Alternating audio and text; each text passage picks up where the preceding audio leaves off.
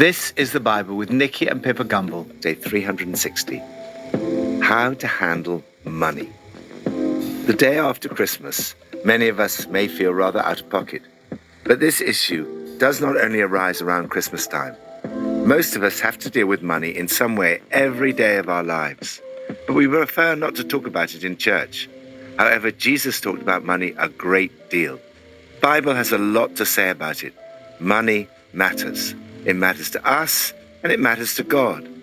How should you handle money? From Proverbs 31. A wife of noble character, who can find? She is worth far more than rubies. Her husband has full confidence in her and lacks nothing of value. She brings him good, not harm, all the days of her life. She selects wool and flax and works with eager hands. She is like the merchant ships bringing her food from afar. She gets up while it is still night. She provides food for her family and portions for her female servants. She considers a field and buys it.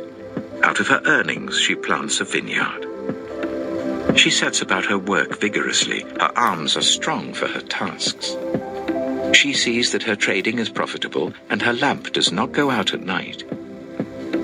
In her hand, she holds the distaff and grasps the spindle with her fingers. She opens her arms to the poor and extends her hands to the needy. Prioritize relationships over money. Relationships matter far more than money. For example, all the money in the world cannot compensate for an unhappy marriage. On the other hand, anyone who has a happy marriage lacks nothing of value. A wife of noble character, who can find? She's worth far more than rubies. Her husband has full confidence in her and lacks nothing of value. As the writer of Proverbs extols the virtues of a wife of noble character, he begins with a number of areas of her life that relate directly or indirectly to finance. She's a great example of someone who has the right attitude to money. As John Wesley said, earn all you can, save all you can, give all you can. First, earn all you can. She's hardworking and diligent in earning a living. She gets up early and provides food for her family. She's a good steward. She invests her money wisely. She trades profitably. Second, save all you can. She enjoys her work and the good things of life. She saves some of her earnings. She puts money aside. Third, give all you can. She is generous. She opens her arms to the poor and extends her hands to the needy. Generous giving is the appropriate response to God's generosity and to the needs of others. It's the way to break materialism. Lord, help me to be a good steward of everything you entrust to me. May I always be generous, especially to the poor and needy. New Testament, from Revelation 18. After this, I saw another angel coming down from heaven. He had great authority, and the earth was illuminated by his splendor. With a mighty voice he shouted, "Fallen, fallen is Babylon the Great. She has become a dwelling for demons and a haunt for every impure spirit, a haunt for every unclean bird, a haunt for every unclean and detestable animal, for all the nations have drunk the maddening wine of her adulteries. The kings of the earth committed adultery with her, and the merchants of the earth grew rich from her excessive luxuries."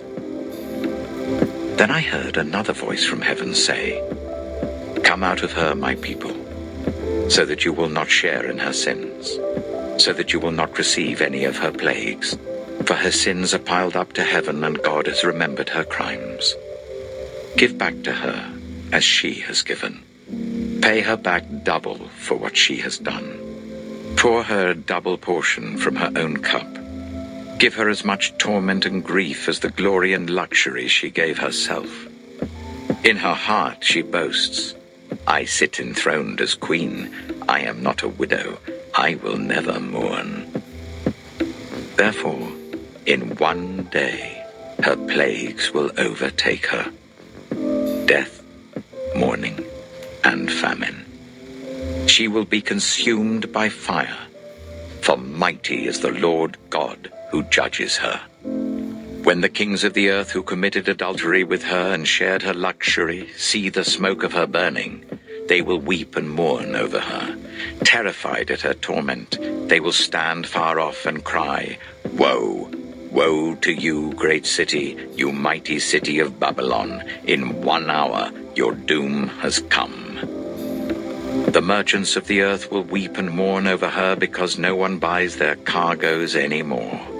Cargoes of gold, silver, precious stones and pearls, fine linen, purple, silk and scarlet cloth, every sort of citron wood, and articles of every kind made of ivory, costly wood, bronze, iron, and marble, cargoes of cinnamon and spice, of incense, myrrh and frankincense, of wine and olive oil, of fine flour and wheat, cattle and sheep, horses and carriages, and human beings sold as slaves. They will say, "The fruit you longed for is gone from you. All your luxury and splendor have vanished, never to be recovered." The merchants who sold these things and gained their wealth from her will stand far off, terrified at her torment. They will weep and mourn and cry out, "Woe, woe to you, great city, dressed in fine linen, purple and scarlet, and glittering with gold, precious stones and pearls. In 1 hour, such great wealth has been brought to ruin." Do not put your trust in money. In the Bible, there's no ban on making money, saving it, and enjoying the good things of life. What is warned against is selfish accumulation, an unhealthy obsession with money, or putting your trust in riches. This leads to perpetual insecurity and takes you away from God. Money is not a neutral, impersonal medium of exchange. Jesus said you cannot serve both God and Mammon. Mammon was the god of wealth in Carthage. Money has all the characteristics of a god. It seems to offer security, freedom, power, influence, status, and prestige. It is capable of inspiring devotion and single-minded preoccupation. Yet, as Dietrich Bonhoeffer put it, our hearts have room only for one all-embracing devotion, and we can only cleave to one Lord. In this passage, John is given a vision of an event that must have seemed inconceivable to his readers, the fall of Babylon the Great. In the immediate context, this is a prophecy of an event that will not take place for another 320 years, the overthrow of the Roman Empire in AD 410. When John was writing, the empire seemed invulnerable. It was at the height of its power. It was enjoying peace and security. Yet John sees that the characteristics of the city were the seeds of its own downfall. Babylon here also represents any power that sets itself up apart from God. John highlights a series of fatal weaknesses that lie behind any society's downfall. First, rampant evil. She's become a home for demons and a haunt for every evil spirit. Second, endemic promiscuity. All the nations have drunk the maddening wine of her adulteries. The kings of the earth committed adultery with her. Third, excessive luxuries. The merchants of the earth grew rich from her excessive luxuries. It's probably her great riches that led to arrogance. Fourth, human trafficking. And slaves. Their terrible traffic in human lives. John appears to be pointing out that slaves are not mere carcasses to be bought and sold as property, but are human beings. In this emphatic position at the end of the list, this is more than just a comment on the slave trade. It's a comment on the whole list of cargoes. It suggests the inhuman brutality, the contempt for human life, on which the whole empire's prosperity and luxury rested. Today, human trafficking and the resurgence of slavery with millions of modern-day slaves points to something desperately wrong with our society. Riches, splendor, and luxury are transient. They come and they go. John warns the people of God not to be contaminated by the sins of Babylon. Come out of her, my people, so that you will not share in her sins. The glories of ancient Rome may have long passed, but this challenge and message are as relevant to us today as they were then. Lord, keep my heart from arrogance and all the other evils that so often can go with relative wealth. Help us as a church to do all we can to fight against human trafficking and modern-day slavery. Thank you that while great empires come and go, the word of the Lord endures forever. Old Testament, from Nehemiah 5-7. Now the men and their wives raised a great outcry against their fellow Jews. Some were saying, "We and our sons and daughters are numerous. In order for us to eat and stay alive, we must get grain." Others were saying, "We are mortgaging our fields, our vineyards, and our homes to get grain during the famine." Still others were saying, "We have had to borrow money to pay the king's tax on our fields and vineyards. Although we are of the same flesh and blood as our fellow Jews, and though our children are as good as theirs, yet we have to subject our sons and daughters to slavery. Some of the daughters have already been enslaved, but we are powerless, because our fields and our vineyards belong to others." When I heard their outcry and these charges, I was very angry. I pondered them in my mind, and then accused the nobles and officials. I told them, "You are charging your own people interest." So I called together a large meeting to deal with them, and said, "As far as possible, we have bought back our fellow Jews, who were sold to the Gentiles. Now you are selling your own people, only for them to be sold back to us." They kept quiet, because they could find nothing to say. So I continued, "What you're doing is not right. Shouldn't you walk in the fear of our God to avoid the reproach of our Gentile enemies? I and my brothers and my men are also lending the people money and grain. But let us stop charging interest. Give back to them immediately their fields, vineyards, olive groves, and houses, and also the interest you're charging them. 1% of the money, grain, new wine, and olive oil." "We will give it back," they said, "and we will not demand anything more from them. We will do as you say." Then I summoned the priests and made the nobles and officials take an oath to do what they had promised. I also shook out the folds of my robe and said, "In this way may God shake out of their house and possessions anyone who does not keep this promise. So may such a person be shaken out and emptied." At this, the whole assembly said, "Amen," and praised the Lord. And the people did as they had promised. Moreover, from the 20th year of King Artaxerxes, when I was appointed to be their governor in the land of Judah, until his 32nd year, 12 years, neither I nor my brothers ate the food allotted to the governor. But the earlier governors, those preceding me, placed a heavy burden on the people, and took 40 shekels of silver from them in addition to food and wine. Their assistants also lorded it over the people. But out of reverence for God, I did not act like that. Instead, I devoted myself to the work on this wall. All my men were assembled there for the work. We did not acquire any land. Furthermore, 150 Jews and officials ate at my table, as well as those who came to us from the surrounding nations. Each day, 1 ox, 6 choice sheep, and some poultry were prepared for me.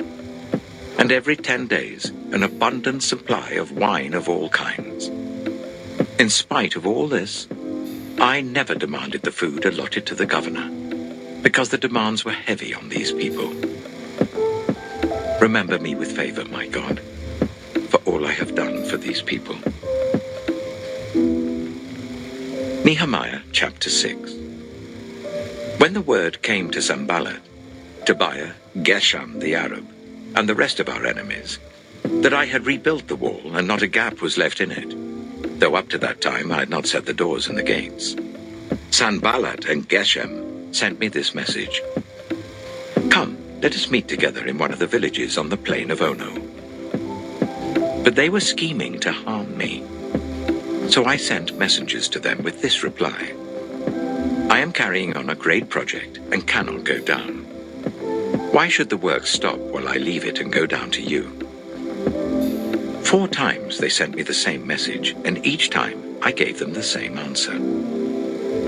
Then the 5th time, Sanballat sent his assistant to me with the same message, and in his hand was an unsealed letter in which was written, "It is reported among the nations, and Geshem says it is true, that you and the Jews are plotting to revolt, and therefore you are building the wall. Moreover, according to these reports, you are about to become their king, and have even appointed prophets to make this proclamation about you in Jerusalem: there is a king in Judah. Now this report will get back to the king. So come, let us meet together."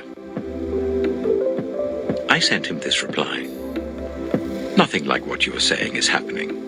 You're just making it up out of your head." They were all trying to frighten us, thinking their hands will get too weak for the work and it will not be completed. But I prayed, "Now strengthen my hands." One day I went to the house of Shemaiah, son of Deliah, the son of Mehetabel, who was shut in at his home. He said, "Let us meet in the house of God inside the temple, and let us close the temple doors, because men are coming to kill you. By night they're coming to kill you." But I said, "Should a man like me run away? Or should someone like me go into the temple to save his life? I will not go." I realized that God had not sent him, but that he had prophesied against me, because Tobiah and Sanballat had hired him. He had been hired to intimidate me, so that I would commit a sin by doing this, and then they would give me a bad name to discredit me. Remember Tobiah and Sanballat, my God, because of what they have done. Remember also the prophet Noadiah, and how she and the rest of the prophets have been trying to intimidate me. So the wall was completed on the 25th of Elul, in 52 days. When all our enemies heard about this, all the surrounding nations were afraid and lost their self-confidence, because they realized that this work had been done with the help of our God. Also, in those days, the nobles of Judah were sending many letters to Tobiah, and replies from Tobiah kept coming to them. For many in Judah were under oath to him, since he was son-in-law to Shechaniah son of Arah, and his son Jehohanan had married the daughter of Meshullam son of Berechiah. Moreover, they kept reporting to me his good deeds, and then telling him what I said, and Tobiah sent letters to intimidate me. Nehemiah chapter 7. After the wall had been rebuilt, and I had set the doors in place, the gatekeepers, the musicians, and the Levites were appointed. I put in charge of Jerusalem my brother Hanani, along with Hananiah, the commander of the citadel, because he was a man of integrity and feared God more than most people do. I said to them, "The gates of Jerusalem are not to be opened until the sun is hot. While the gatekeepers are still on duty, make them shut the doors and bar them. Also appoint residents of Jerusalem as guards, some at their posts and some near their own houses." Set an example in handling money. Nehemiah was a leader who set a superb example in handling money. Sooner or later, most of us will go through times of financial difficulty and lack of resources, either in our own personal lives or in our churches. What do we do in these situations? Nehemiah was facing such a situation. Some of the people did not have enough food to stay alive. Others had to mortgage their fields and homes. Still others had to borrow money to pay their taxes. What can we learn from Nehemiah's example? First, he thought about it very carefully. I pondered in my mind. When facing a financial crisis, it's not wise to rush into hasty solutions. It needs careful thought. Second, he called a meeting. Some meetings are at best a waste of time and at worst counterproductive. However, some meetings are important and necessary. Nehemiah had the wisdom to know the difference between these two kinds of meetings. He refused to meet with his opponents who were scheming to harm him, despite being asked 5 times. However, here Nehemiah calls a meeting. He tells the people that what they're doing is not right. They should not be charging interest. Let the exacting of usury stop. He orders them to give back the fields, vineyards, olive groves, and houses, and also the usury you are charging them. The meeting was successful. We will give it back, they said, and we will not demand anything more from them. We will do as you say. The people did as they promised. Third, and most important, he set an example in his own life. First, personal integrity. Out of his reverence for God, Nehemiah did not act like the earlier governors who'd placed heavy burdens of taxation on the people and allowed their assistants to lord it over them. Second, modest lifestyle. Neither I nor my brothers ate the food allotted to the governor. Third, no personal gain. All my men were assembled there for the work, and we did not acquire any land. I never demanded the food allotted to the governor because the demands were heavy on these people. Fourth, generosity to others. Furthermore, 150 Jews and officials ate at my table, as well as those who came to us from the surrounding nations.